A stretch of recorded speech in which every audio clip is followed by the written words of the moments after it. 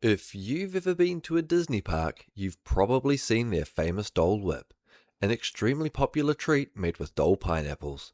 But that's not all that the Dole Company has done. Welcome to a special guest-written episode of Frankly Historical. August 1927 saw an air race over the Pacific Ocean from Northern California to Hawaii. This was the Dole Air Race, or the Dole Derby. The race was named for James D Dole, who was convinced by reporters that it would boost publicity for his fruit business. The grand prize for this race? $25,000. That's roughly $450,000 in today's money. The race was doomed from the beginning. On August 8th, 8 days before the race, two of the contestants, George Koval and R.S. Wagner, died while flying to Oakland after a fog bank hid a cliff from their view. The very next day, another contestant, Arthur Rogers, died during a test flight. These early deaths did not deter the races, however, and August 16th saw 100,000 spectators gather, eager to watch the much-publicized air race. 8 planes were lined up, and each had quite a different outcome. Oklahoma, a Travel Air 5000, departed at noon, but quickly returned after overheating above San Francisco. The Goddard monoplane, El Encanto, didn't even get that far and crashed on takeoff.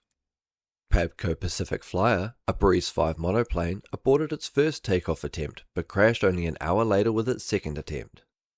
Golden Eagle, a Lockheed Vega 1, was the fourth aircraft to depart. Unfortunately, it was lost at sea and never found. A Bull CA-5 air sedan, Miss Doran, was also lost at sea after returning with engine problems and departing again later in the day. Another Travel Air 5000 plane, Woolaroc, departed at 12:36 p.m. shortly after the Oklahoma. This was the grand winner, arriving at the final destination, Wheeler Field, in just 26 hours and 19 minutes. The Aloha, a second Breeze 5 monoplane, came in second. The final plane was the Dallas Spirit, a Swallow monoplane which returned after fuselage damage. Heroically and tragically, Dallas Spirit took off 3 days later to search for the missing planes, and were also lost at sea and never found.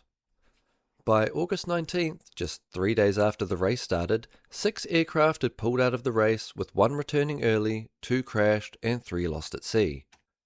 10 out of the 15 participants were dead. Only 2 planes ever reached the end of the race. These deaths weren't just freak accidents, however. The aircraft was in its early stages. They were all ill-prepared for the perilous crossing, with minimal knowledge of aerial navigation and weather at altitude. With no survival gear, and only 4 aircraft with radio equipment, the fact that any of them finished at all was a tribute to courage and a great deal of luck. Today, this race could be made many times over with few to no casualties. As for the planes lost at sea, there was an extensive search. The 2 remaining planes, 3 submarines, and over 50 ships pitched in.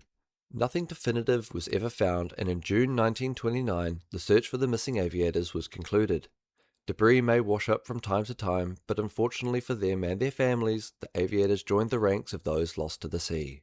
The 1927 Dole Race was not entirely a tragedy. It helped teach valuable lessons for Pan American Airways' Trans-Pacific future. The winning plane, Woolaroc, is now on display at Woolaroc Museum in Bartlesville, Oklahoma.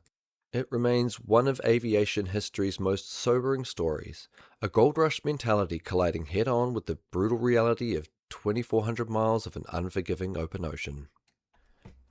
Thank you for listening to this guest episode written by Nell. Join me next time as we find out more about the man who first seriously suggested daylight savings and why he chose this path of violence for the world.